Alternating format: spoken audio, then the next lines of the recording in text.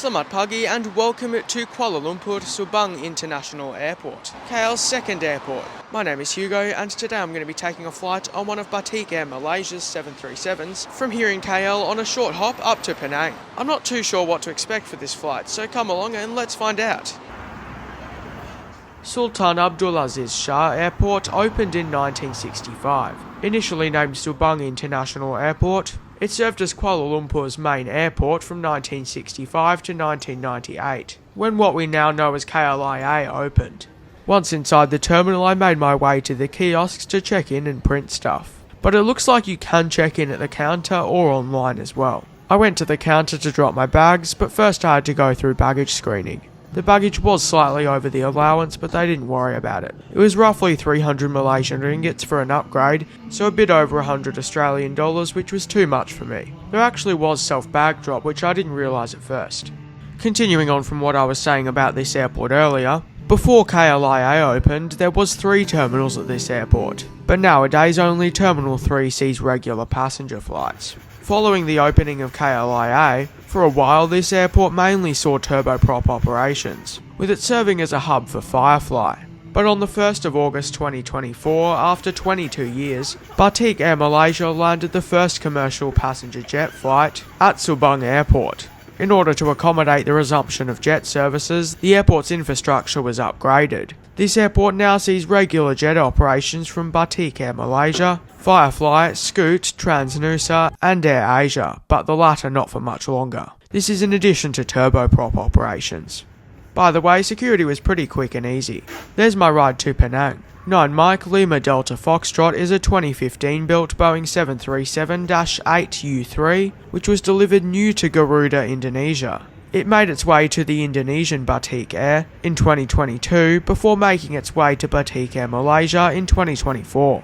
I'll go into more detail in another video, but Batik Air Malaysia, formerly Malindo Air, is a full-service subsidiary of the Lion Air Group and the sister airline to Indonesian Batik Air.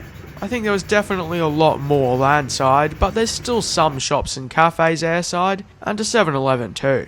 We were told boarding was at 11:30 and to get ready / go through security at 11 o'clock, but I didn't think that there was much airside and our plane was late, so I don't think that I went through security at 11 o'clock.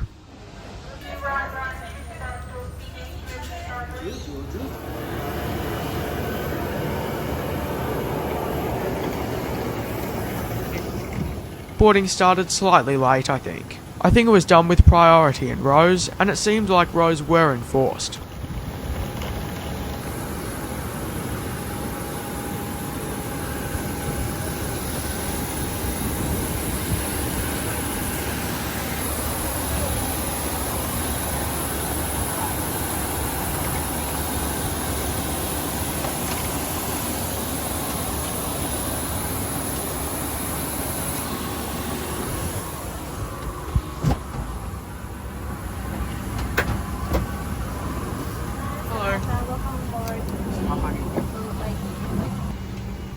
Welcome on board one of Batik Air Malaysia's ex-GARUDA 737-800s. I knew that this was an ex-GARUDA aircraft, so I expected the GARUDA cabin as it was with them. But this aircraft had actually been reupholstered with Batik Air's cabin colours, which looks great. I believe it was still the GARUDA seats though, which I didn't quite realise at first. So this aircraft features 12 B/E Aerospace Millennium seats in a 2-2 configuration in business class, followed by 150 B/E Aerospace Spectrum seats in a 3-3 configuration in economy. By the way, it was relatively warm during boarding.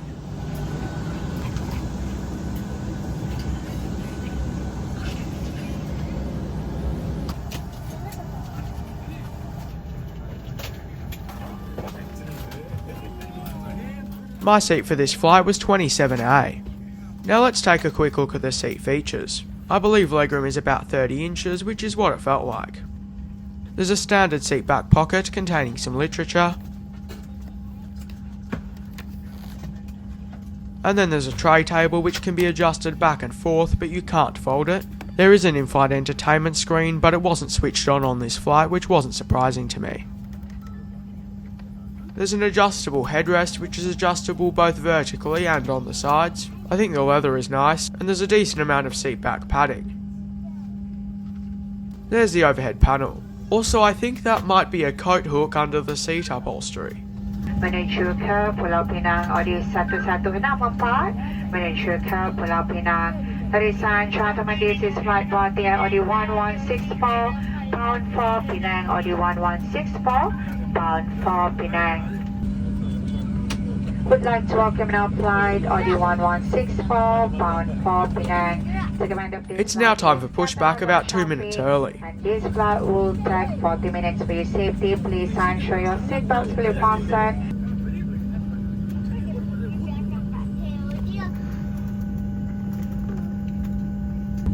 Pengenalan poin-poin keselamatan anda. Sekali lagi kami ucapkan cara menggunakan alat keselamatan. You must place the mask on yourself before turning to those under your care. By the way, if you're enjoying this video so far and would like to see more like it, then please consider liking and subscribing, as it would help me and the channel out so much and would be very much appreciated. But if you don't want to, that's completely okay. It's now time for takeoff on runway 15.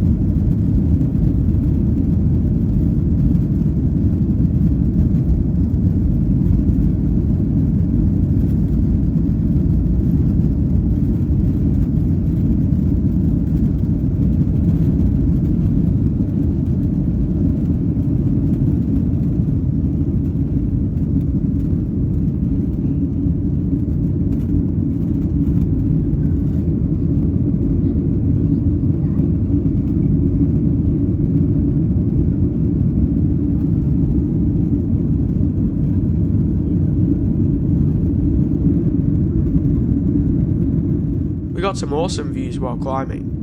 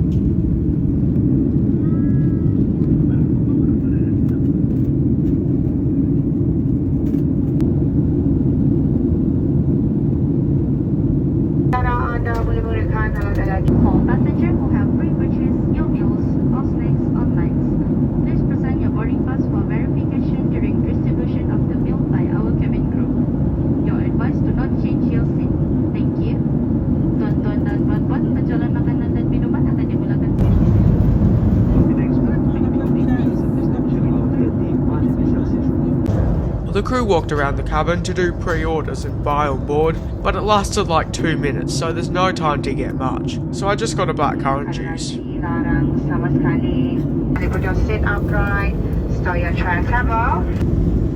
I didn't get a chance to properly look at the magazine, but the menu was at the back. The prices aren't too bad, but not as cheap as Air Asia. The selection is not as good either, but there's still enough. I will note that on board I thought it was relatively clean. As we're already descending into Penang, please allow me to conclude this flight with Batik Air Malaysia. Check-in at Subang airport was good, I guess. It's a more convenient airport to get to, I think, in most cases, and it's smaller. It's not as well equipped as such as KLIA though, which isn't surprising. I would fly from Subang airport again, I think. Boarding was pretty good since it was done by rows and stuff. For a low-cost carrier, this seat would be fantastic for a domestic flight. But Batik is supposed to be a full-service carrier, but even for a full-service carrier, on a domestic flight it's still pretty good and actually more comfortable than Malaysia Airlines' new 737 in my opinion. I think I'll probably go into it more in another video, but let me just say that when I'm considering Batik Air Malaysia, I think of them as a more premium low-cost carrier.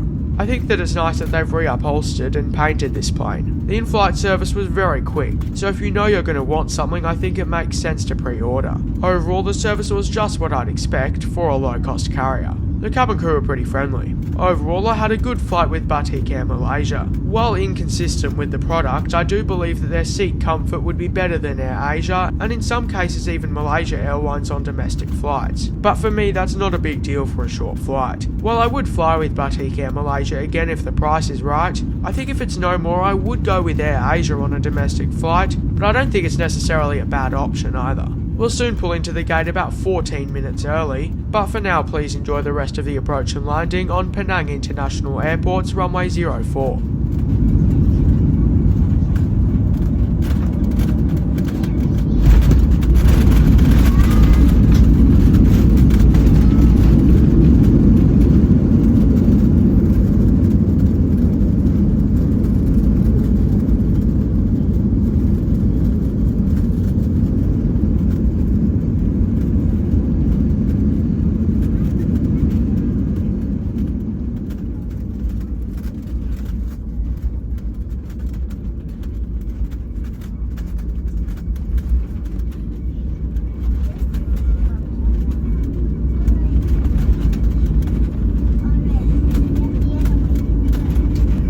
Tuan-tuan, puan-puan, kita telah menterbangan terbang antarabangsa Pulau Pinang dan pastikan tiada barangan anda yang tertinggal. Kami mengucapkan terima kasih kerana memilih Batik Air Malaysia. Semua bertemu lagi dalam penerbangan yang akan datang. Ladies and gentlemen, we have landed at Penang International Airport. It is safety requirement to remain seated until this aircraft comes to complete stop and the seatbelt sign has been switched off. We thank for flying with Batik Air Malaysia. Look forward to see you again and have a pleasant day. I'd like to take this time to thank you all so much for watching this video. I'd also like to thank all of my incredible Patreons for helping to make these videos possible. Their support is truly so much appreciated and I couldn't do what I do without them, so thank you so much to them.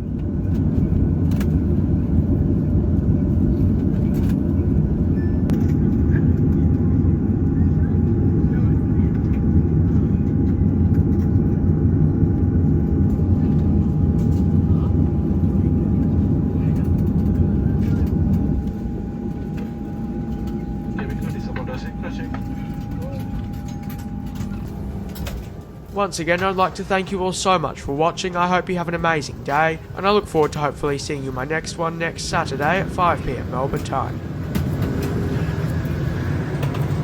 Terima kasih.